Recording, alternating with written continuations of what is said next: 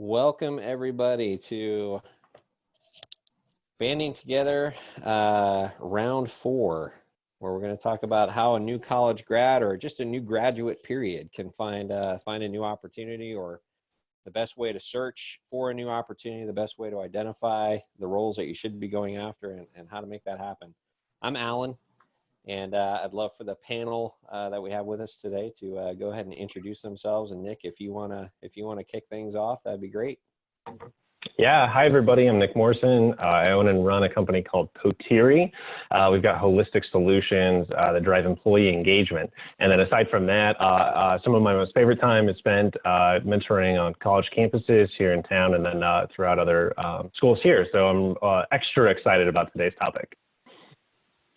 Excellent. Sharon, you want to go next? Yeah, I'm Sharon Bondurant, and I own and run a recruiting firm called The Finders. And we have 3 divisions. So we specialize in tech, HR, and finance and accounting. Let's see, I have 2 sons actually that go to ASU. I have one that's graduating in December and one that's going into his sophomore year. So I too, Nick, am excited to talk about this and know some of the struggles that recent grads can face. So it'll be a good conversation. And Christian Kaiser. Hi everyone, my name is Christian Kaiser, founder of Career Evolutions, and long story short, we put people to work. That's what we do. And I too have children. I have 2 daughters who graduated college, and then I have a 15-year-old who's still looking to figure out what he wants to do when he gets a little bit older. I'm happy to help today. I do recall still some of the mistakes that I made when I was going through college, and certainly as I was coming out of school as well. And in those days, I wish I had someone like us here to talk to, but at that time, in those days, I did not. And just delighted to be part of this group and making myself available. And the reason everybody is here is Sean Plowman. Alan's always ripping on me like that.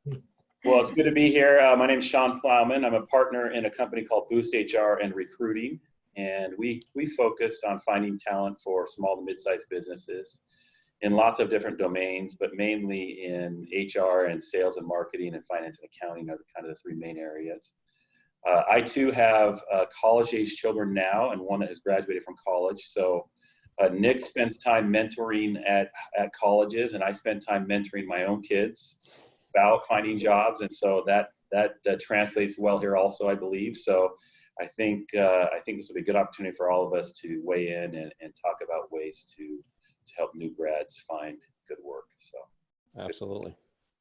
Well, I'm glad to have you guys on this panel today. I think that, like Christian, you were saying, a lot has changed. I wish certainly that I had somebody advising me when I was new college graduate, or anyone out there that's graduating from a trade school, tech school, university, college system, whatever.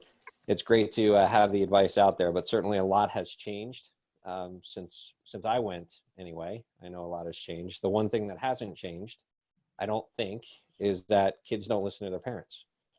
So when they offer advice, they don't necessarily take the advice that's given, which is interesting because, all of us being in the industry that we're in, I think we have a unique perspective on advising, any youth that is matriculating from college or wherever. And that's kind of where I wanted to start. So, if Christian, you can give a little bit of an overview as to what you have witnessed, change and some of the things that you've seen, so that we can educate parents, I guess, because there's a lot of parents out there that knew what it was like to find a job when they were graduating, but don't necessarily know what it's like to find a job today. And a lot of those things, a lot of those dynamics are different. So you can start with that. Yeah, I'd be happy to. So one of the things that I can speak to is one of the things that many students are not sure about is basically how to do the job search. And oftentimes there is a resource at campus that is often forgotten in all the work, and that is the Career Center.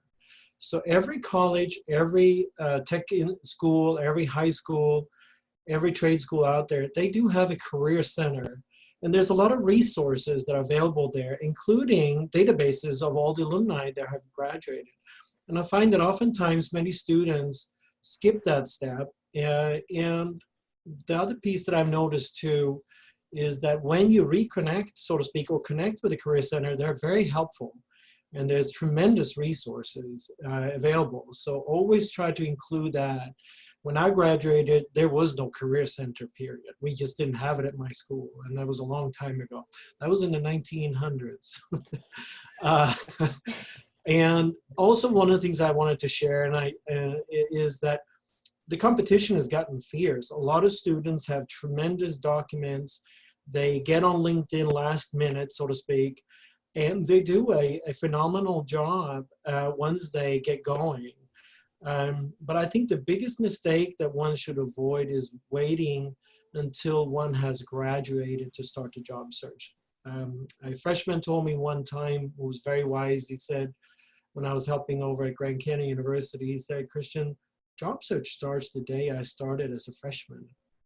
And I was like, wow, you're amazing. So that's a little bit of an overview on my end. I'm sure you guys can add to it. Yeah, Sean, having three that are college age, what have you seen things change from the first one going through to today? And, what would you add to what Christian's already said about some of the changes that you've witnessed? Yeah, I think the biggest difference is just the amount of information that is out there that can be had by a new college graduate is unbelievable. And it can be found in all aspects in the internet, obviously. You can find all sorts of information. So to Christian's point, traditionally a career center on site at a college, great resource. A list of alumni, as Christian mentioned, and then taking that list of alumni and looking for alumni specifically out on LinkedIn and connecting with them and letting them know that you're a recent college graduate of their college.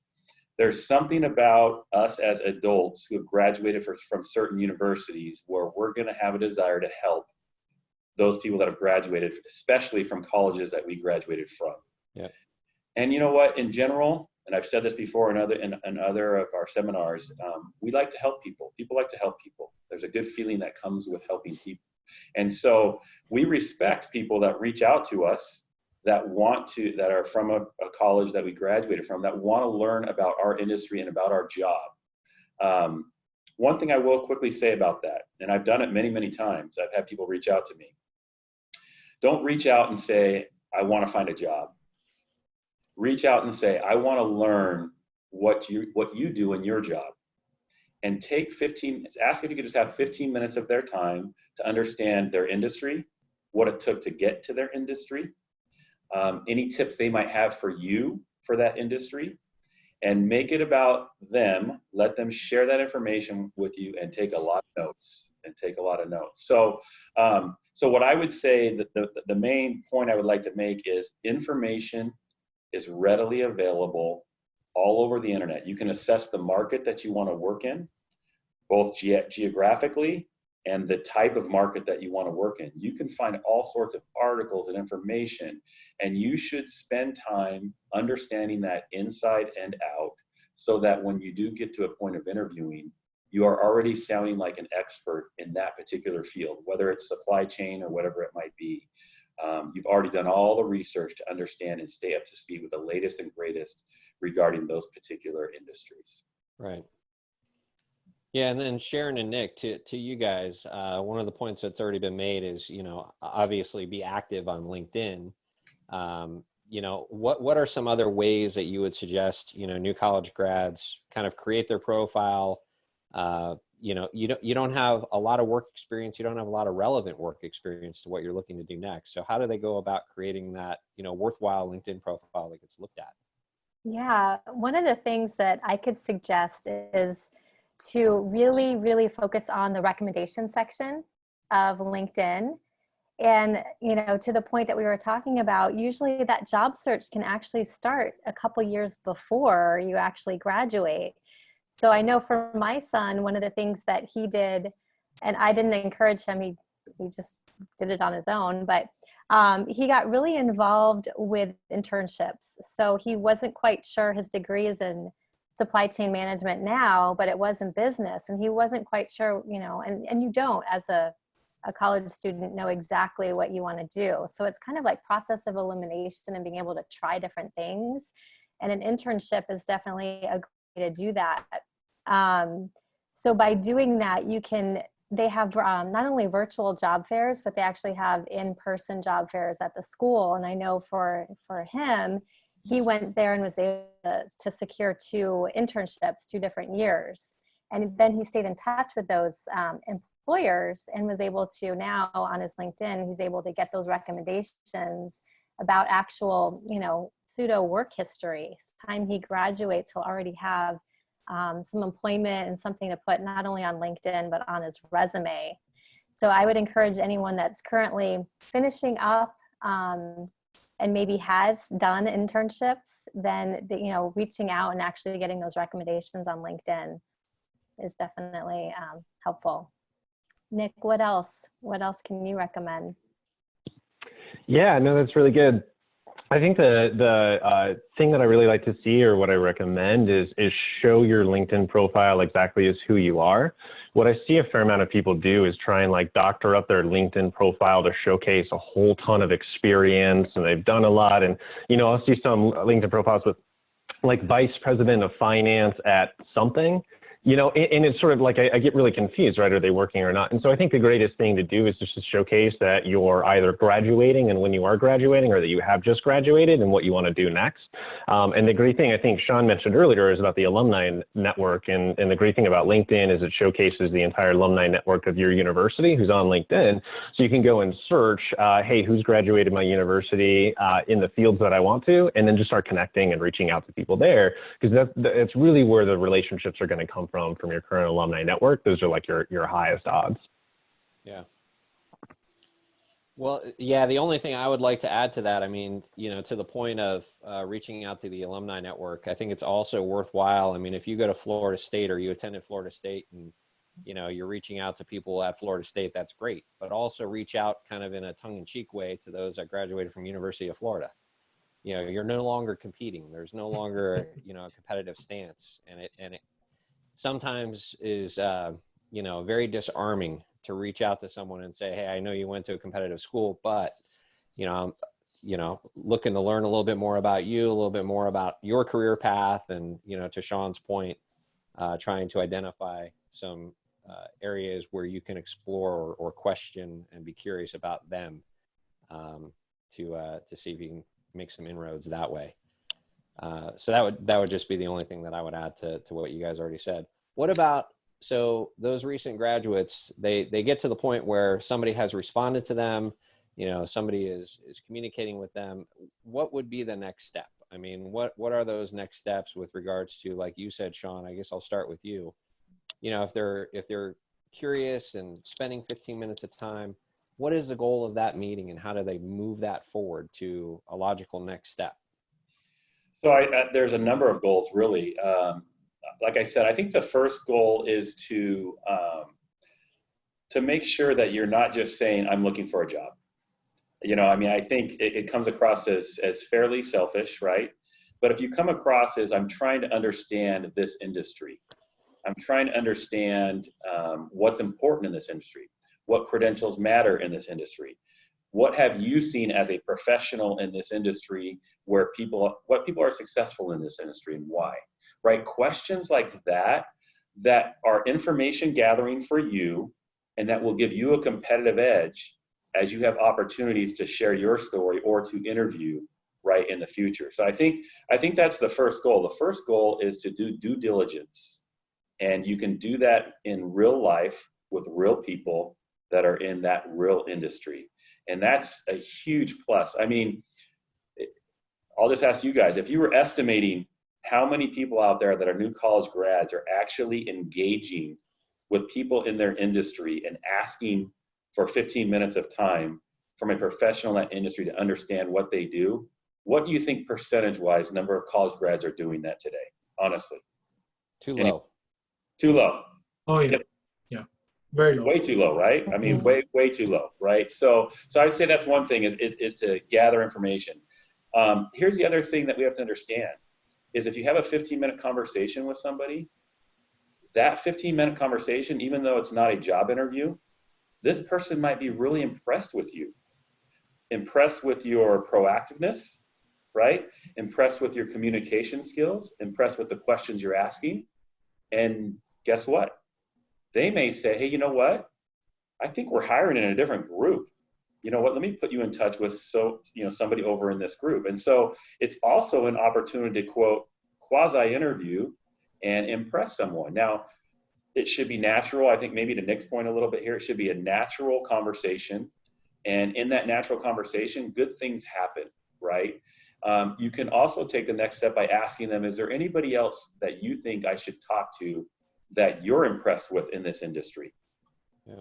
And can I use your name when I try and reach out to them on LinkedIn, right? And so using a name, we all know this, using a name is really, really important. And usually people, and let's put it this way. If somebody says Alan Plunkett, gets a hold of me for the first time and says, Alan Plunkett gave me your name, I talk to them every single time because I have respect for Alan Plunkett and who he is, right? And I'm not saying that to butter him up, but that's just the truth. It's working. You're doing great, Alan. Oh. Sean, I think you have a great point. I think it's about coming prepared to that meeting and really having thoughtful questions already written out. And one question that comes to my mind, a lot of times, you know, as a recent grad, or even nowadays, when you think about a career or a position, you have a certain image and a certain kind of a day in the life in your own mind that you think that job's going to be like. But if you ask that person specific questions on, tell me, what is a day in the life, you know, in this certain role? I think as a college student, you might be surprised. Some of the positions that you might thought were going to be super exciting and out and about and meeting a lot of people, there might be 50% of the time where you're sitting at a desk analyzing numbers. So I think that you can really get some really good information if you're asking the right questions about what is this job truly like, or what is something that surprised you about your role that you didn't know before you started? That's a couple questions that came to my mind. No, those are awesome, Sharon. I also think, you know, it's important to know that, you know, whatever your degree is, it's always interesting to ask people if they're utilizing what they thought they were going to utilize, which I think is, you know, part of what you just said, Sharon. You know, Yeah, is it what you thought it was going to be cracked up to be? You know, are you happy that you chose not only this, you know, degree path when you were in college, but that you chose that path after college, you know, and decided to stay with that? Yeah, that's a good point. So, I mean, all of us were in recruiting and staffing. My degree was in psychology. And so I stumbled on recruiting. You know, people always ask me how I found recruiting, and it was through a friend that was doing the job. And I asked them what they were doing in their day-to-day, and they just started describing that they were meeting with people and interviewing and coaching, and everything sounded, I'm like, well, that's, you know, that's kind of more in line with what I was looking for as a psychology major, you know, working and helping with people and trying to impact people's lives in a positive way. So I don't know, what was your major? Are you using your degree in your roles, guys? Yeah, I was a communications major. I wanted to be a journalist. So that was going to be my path. And then I met a few journalists and decided that they were miserable. So I didn't want to do that anymore. I changed after that pretty quickly. Yeah, I'm sure they're all very happy now, though. Yeah, it's like you can use that in your day-to-day with recruiting, with writing, and communicating every day with candidates and clients. But yeah. What about you, Nick? What would you say, I mean, to somebody who's sitting down, you know, trying to gather that information? What are some other points that you would say that they really need to highlight or hit on, or, you know, to be that curious-minded person that is looking? Yeah, I heard an old saying one time, and I don't know if this is exactly correct, but it goes something like, be brilliant, be memorable, be brief, and then be gone. And that's what I really like in those conversations. And so that's really what you're trying to do. It's not necessarily about accomplish something in that conversation. It's about what that person does with the information and what you do with the information after you leave. And so if you really are trying to land a job, chances are that person probably doesn't have one for you then, but they might have one for you like the next day, or their friend might have one for you, whatever. So you want to be memorable, right? So then that way they remember you afterwards. I think to that, to that conversation that you have with people, a huge key is like just to be natural and to have fun. And I know that there's like totally a fine line between keeping it natural and then kicking your feet up on the table and calling me bro. And I've seen both of those, right? Like my favorite is, so I spend a lot of time at ASU here in Phoenix, and I normally meet people at, there's a Starbucks on WP Carey, or in one of the WP Carey buildings. I normally meet people there, and like I promise you, definitely for me, and I think for the majority of people, like we don't want to have another boardroom conversation that's very serious and direct and detailed. Like we don't want to have that, you know what I mean? When we're having those conversations and we're able to have that time spent with students and with people, like it's enjoyable time. And so trying to like keep it natural and have some fun to it, make it enjoyable for everybody, and then try and learn stuff off of it is big. Excellent. Anything to add to that, Christian? Yeah, the one thing that I wanted to share is don't worry about rejection.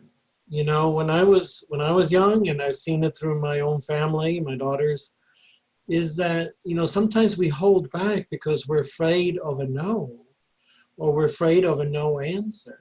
Well, the truth is, if you don't try, you won't know. And oftentimes when we're met with silence, it's usually not a blow off. It's just that the person on the other side is busy, and then you try again.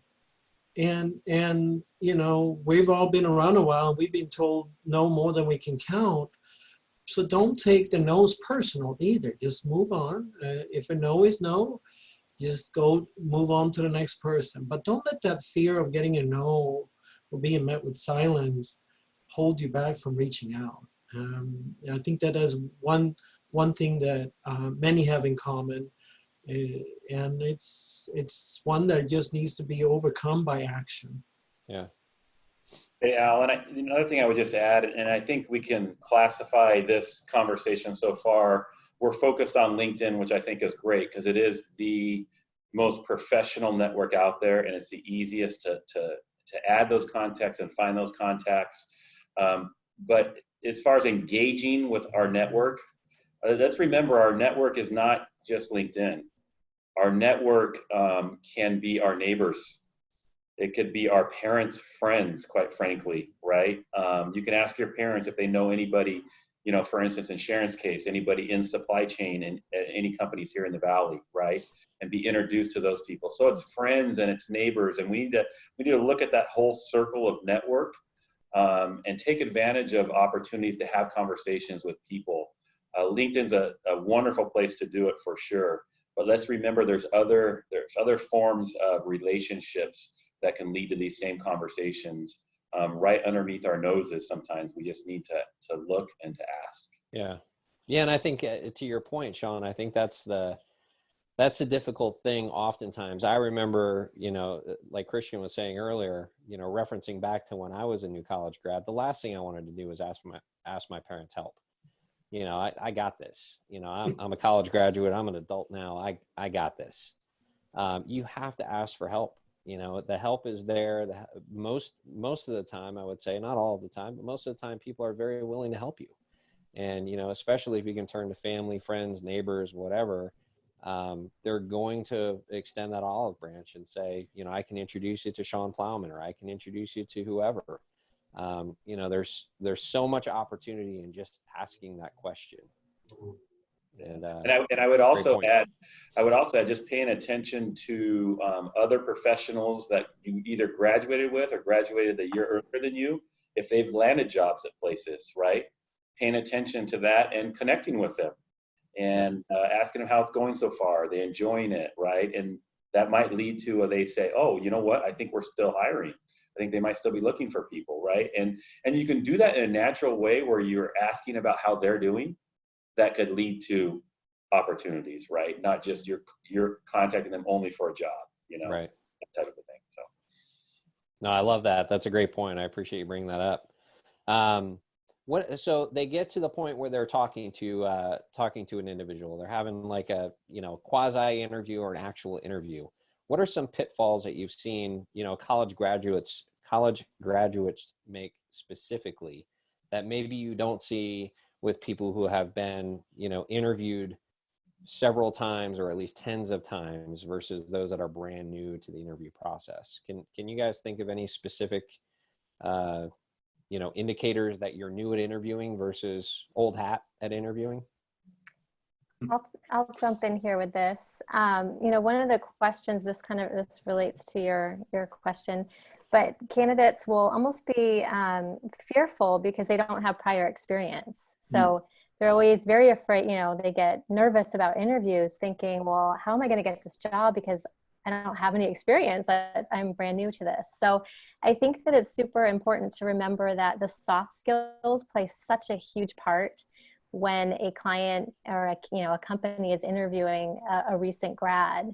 So they look for people that are, that are passionate and interested and excited. They're looking for candidates that come prepared to the interview. So they have little things like a copy of their resume, they make good eye contact, firm handshake, all the things that we coach, candidates regardless of their experience level.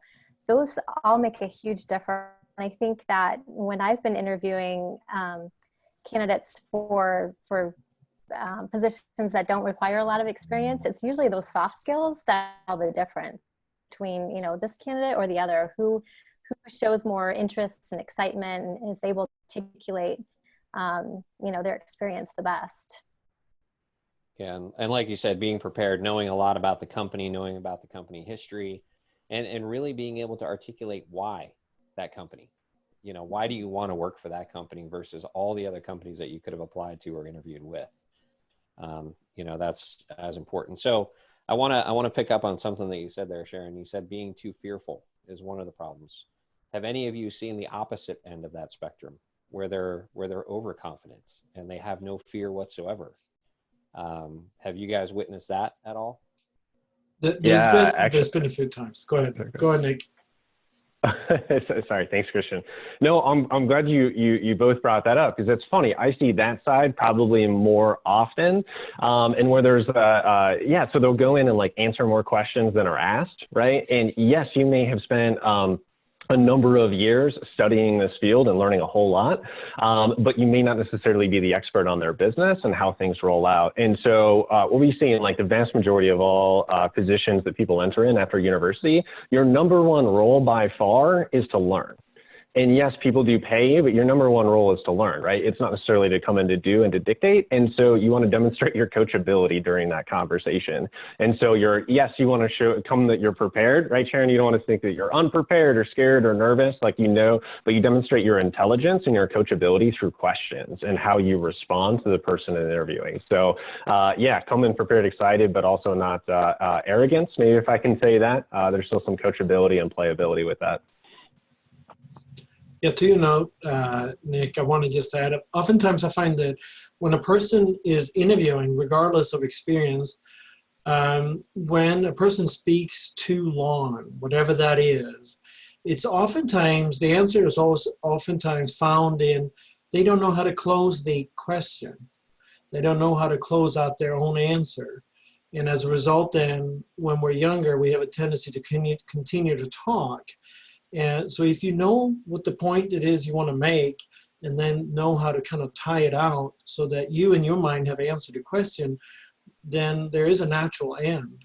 But there is such a thing as talking yourself out of a job. And I've seen it of course, with students who have perhaps little experience, but I've also seen it, in all fairness, with 20, 30-year veterans as well. And it's usually just they don't know how to close out their answer. Yeah, and I would just add, I think we all know there's a difference between, quiet confidence and cockiness, right? There's definitely a difference there. But, maybe an example, a specific example, in this particular arena is the example of somebody interviewing for a job that doesn't have any experience yet, but yet they find out in that interview that this job requires a lot of multitasking and a lot of time management.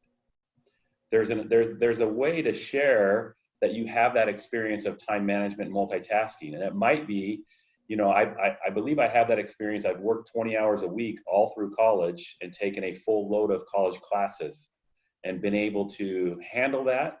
And it actually has helped me be more organized and right on target with my time and my time management. Simple answer, but it shows the ability to have that particular skill set that's needed for this particular job, and not done in a cocky way, but in a real way. This is what I've done through college. Right. And so there's examples of those types of things that you could kind of turn. You don't have that specific experience in the job, but you do have multitasking experience and time management experience, for instance. Yeah, that's a really, really good point, Sean. And I think we brought it up a little bit last week in last week's webinar too, where there are so many things that you've done that are transferable to what they're asking. It may not be exact. It may not be, precisely what they're looking for, but it's going to be a transferable thing. And that is one of those. I was able to juggle a job, have a full-time class schedule, whatever, and volunteer on the weekends. Those sorts of things that's exactly what they're looking for. It's not my industry specific or, in this role, in this office building, how are you going to multitask? It's how have you done it before in the past? The other thing that I want to touch on, and I'd love everyone's opinion, when, I kind of get the sense from a lot of college graduates that I talk to that they've been tested and they've been asked questions for so long, their entire life, all the way through now, that they feel like they always have to have an answer. And when you're in an interview, the last thing you want to do is fabricate or create an answer. You want to be able to say, I don't know that yet, or I haven't learned that yet, or I'll figure it out. So, how do you guys overcome that in the coaching that you all do with, the people, and to Christian's point earlier, this is all levels of people. This is not just college graduates who want to have the answer. But when you're asked a question that you don't know the answer to, would you guys, any of you disagree that saying I don't know is the wrong answer? No, I totally agree with you, Alan, because many times the interviewer, they're just looking for how you are going to figure out the answer. And just by saying, I don't know the answer, but here's how I might figure it out, or here's what I would do to come up with the answer, that's really many times what they're looking for, is your thought process behind it. Yeah. I would also just add transparency and vulnerability are actually two great characteristics. And so just being straightforward and honest, and I know Nick feels strongly about this because I've heard him talk about this a lot, just moving forward and just being honest in what your situation is. I haven't had that experience. It's experience I would welcome. I would love to do it. I think I can do it. But just to admit that, there's a lot of people that fumble through that question, Alan, because they're afraid to say they don't have that experience because they don't think they'll get the job because of that. Right. And in a lot of times they don't get the job because they try and cover it up with something that doesn't really make sense. So I would say probably more often. Yeah. Embrace it as an opportunity to speak. If you know that they're going to speak to you about something that perhaps that you don't know, see it just as an opportunity to embrace the conversation and focus on the things that you will do to learn. Don't assume a defensive posture. Just embrace it. And oftentimes you can anticipate this question by just looking at yourself and saying, here's the things that I know and here's the things that I don't know. And I know they're going to ask me about the things that I don't know. So I need to think about what to say. So rather than getting all defensive, just see it as a great opportunity to shine and speak to how you're going to overcome that knowledge gap and the things that you will do. And also, if necessary, show an example in the past where you have, in fact, had to learn something fairly quickly, successfully. Anything to add to that, Nick? Yeah, no, it's a good point. I mean, I always assume that you're not going to be able to BS the person on the other side of the table. Like they probably know more about the subject matter and what you're talking about than you. So, you're not going to be able to do that. So if you try and fabricate an answer, it's probably not going to work. And then also what I would say is like, I don't know, all by itself is unacceptable. You can't answer that way. Because if you're in the workplace and you say, I don't know, That's an unacceptable answer. No, there's got to be just something that's after that. I'll be a little bit playful here. I don't know if this is exactly in the field, but I went on sort of a big hiring streak at a period of time. And so during a period like 2 months, we brought in a whole lot of people, right? And there were a lot of different positions that we could hire for, right? And so we're basically interviewing people that could fit into any one of those positions. And essentially the question in the middle of it was that I would ask people is like, what's your dream job? So if you get to really create your ideal opportunity from scratch, what would that really look like? And I was saying that just from a stance to like see where people really wanted to gravitate towards, and then we could create that around them. Because in the workplace, I need people to tell me what they need and where they need to go. And I could create that for them, would create opportunity, but I just know that that's what I need inside of my company.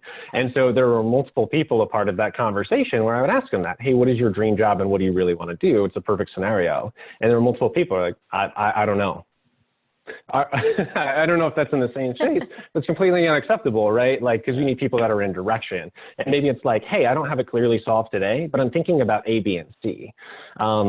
Is again, what we're doing inside of the interview is we're trying to simulate what it's going to be like to work together. And so if your boss comes to you and asks you a question, I don't know, or you've got a project, I don't know, that's unacceptable. But if you come to them with an open door, right, and you've got an issue and you know there are 3 different solutions, you bring all of them in. Hey, I've got a problem, I don't know where to go, but here are solutions A, B, and C. I think B is the best option and here's why, but what do you think?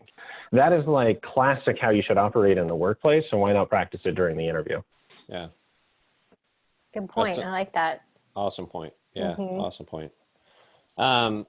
What are questions that should not be asked during an interview? We've all witnessed that too. I mean, as a recent college graduate, they're going to hear ask questions, ask questions, ask questions. You know, we've talked about it on these webinars before. At the end of the interviewer will invariably say, what questions do you have for me? So we've talked a lot about the questions that they should ask. What are some questions that you guys have seen people who don't interview a lot feel open asking that they shouldn't necessarily feel open asking about? Well, money is always the no-no that we always coach on, right?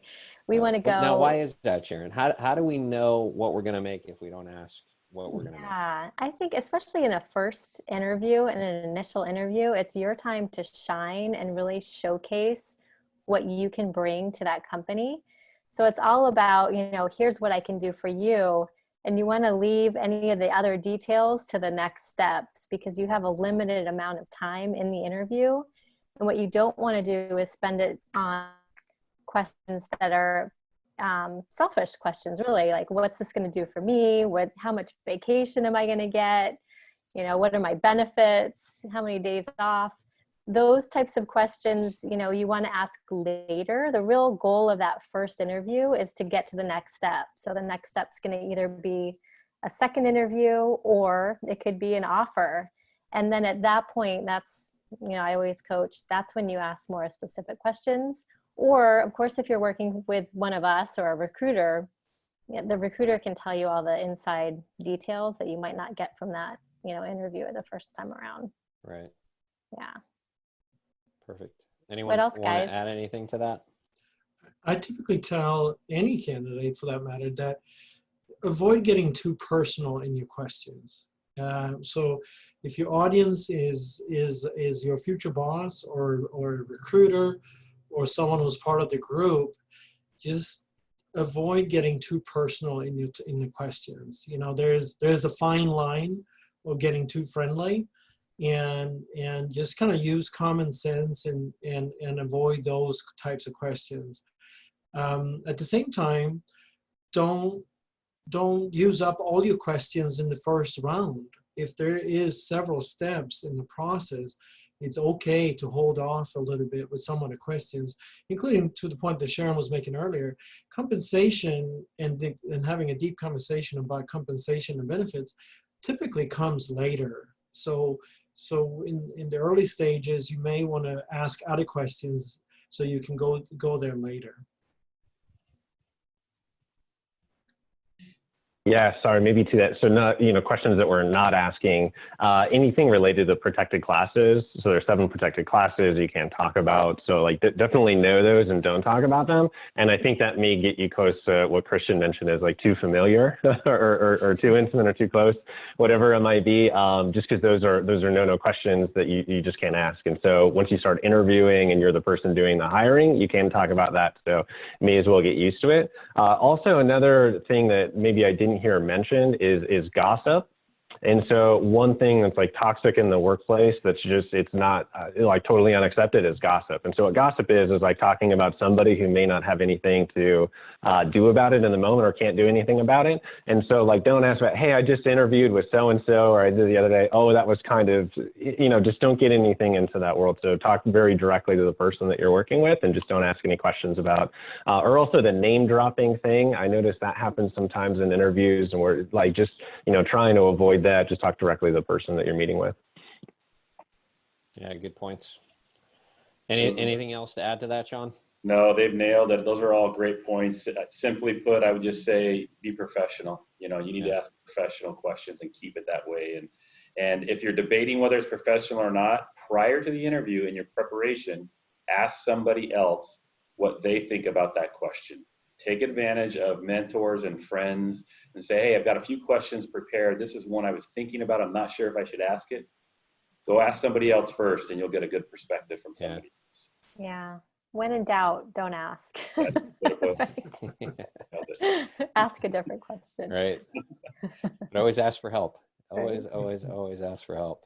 I guess the last thing that I wanted to cover with you guys is, just again, most of us are parents, and I have one that's getting ready to go off to college, and a couple others already have them in or out of college. But what are some pieces of advice that you look back at, either that your parents were trying to impart on you, or you've been trying to impart on your own kids, that you would recommend to our current graduates? Obviously, they're going through something that's vastly different than any of us have ever experienced in our own lives as they look for a new opportunity. But what are some, pieces of advice that you would give to the parents specifically, trying to help their own children navigate these waters right now? That's a good question. I would say, I think a lot of graduates, they want to have it all figured out when they graduate. They want to know exactly, or they think they're supposed to know exactly what they're supposed to do with their whole entire life when they get out.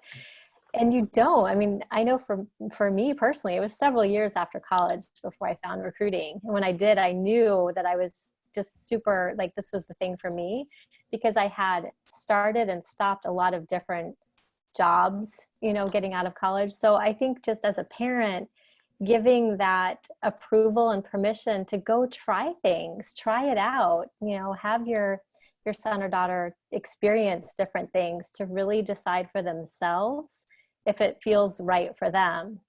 So case in point, I think, I have some friends where they want their child to be a doctor or a lawyer, and they try to push them into this box. But at the end of the day, I think it's really up to that graduate to determine what's going to make them happy, not just what sounds good or what's going to, be the position that's going to pay really well right now, but to go after what feels right and what's going to make them really just personally happy. Anything to add to that, Christian, Sean, Nick? Yeah, the one thing that I keep telling college students and students who've just graduated, or still going through the schooling, is network. There's a lot of professional associations that are plugged into college campuses. There's a lot of student activities. Be part of those. Use those. Help the members in those groupings, but also don't be afraid to ask for help. Share. Oftentimes when we go through school, we're so focused on being book smart, so to speak, but don't forget all the students around you and the teachers. The teachers are actually very helpful. If you ask them, they can put you in contact as well. So taking that step and really networking, and the truth is, you know, in this panel, we're all probably professional networkers, but there's part of it that we had to overcome too at one time, and that is, it's kind of a scary step to start reaching out. But once we start doing it, you'd be surprised at how much help you can get from people who already know you or know someone who can help you as well. And I think that that is one of the things that many students are hesitant to even start. So I encourage being very active outside of just the studies as well. Yep. Yeah, I would just say, you know, Alan, your question kind of was geared towards parents, right, and what they can do, and a lot of us are in that situation. And I love Sharon's answer. You know, every individual is individual, right, and they're trying to learn what's going to make them happy. So I appreciate Sharon's answer to that. Sometimes we as parents try to force feed quite a bit and go our way, right? So I love that answer, and that gets a little bit too deep. But specifically, I would say a couple of things. I think it's really important to encourage our children to volunteer. And I think there's opportunities out there to volunteer. And in those opportunities to volunteer, you learn who you are a little bit. You learn about other people and what drives them. You make wonderful contacts out in the community that might lead to a different type of career change, for not career change, but career, you know, area that you're going to move towards, right? So early on in their college career, they may think they're going to do this, and they may find that they don't really love that. And that can also be found through internships. That's the other thing I would really encourage. I'd really encourage, even if they're not paid, I would encourage college kids earlier in their college career to have the opportunity to do internships. It's better to learn early in your career, or early in your college, I should say, rather than career, that maybe isn't the best thing for you, and to make a change then obviously to make that after a year out of college and not loving what you're doing. So yeah, those are two things. No, that's perfect. Nick, do you have anything to add to that from your experiences? You know, actually, maybe I'll speak to the other side, right? So for students interacting with their parents, maybe what I encourage you to do is that, you know, your parents or people hold multiple different roles in society, and they're up to multiple different things. So yes, they might be mom, they might be dad, and we may have feelings about that and how they operate in our lives, but also these people are, it may be mom, but it also might be business owner. It might also be a community activist. So it might almost be, you know, sitting on different things. So, you know, in my experience, I'll look at it. So, you know, my parents were well connected because they had a lot of friends, right? And so, for example, where it came in a lot of play for me was with my dad. So my dad is in the golf industry. So he owns and runs, or has owned golf courses. He's got one today. So anyways, I never wanted to be in the golf industry, right? So I never wanted to be in his profession when I wanted to grow up. So that wasn't it. But I always knew that my dad had access to people that I did want to be when I grew up, right? And so they're around. And so he never inserted himself into my life. Hey, go and do this, go and do that. But I would sort of ask Dad, like, hey, I'm thinking about being, my first profession was in wealth management, right? I was like, hey, Dad, I'm thinking about being wealth management. And he would like set me up with like rounds of golf with like people who were doing that. And I would just like pick their brain, or we would go and have internships or stuff like that. And so, yeah, he's definitely dad. And I've got some feelings about him as dad in doing that. But I got to tell you, as another hat, as like a connection out in the community, it like skyrocketed a lot of things that I've done. And then also, like, you know, you could always have the opportunity to work for your parents also. But yeah, just notice that they play different roles in society, and it's okay in order to like treat them differently and wear different hats with them. Nice. I like it. Yeah, and I would only like to add to the parents and to the you know, those who are getting out of college or university. Don't be hard on yourself.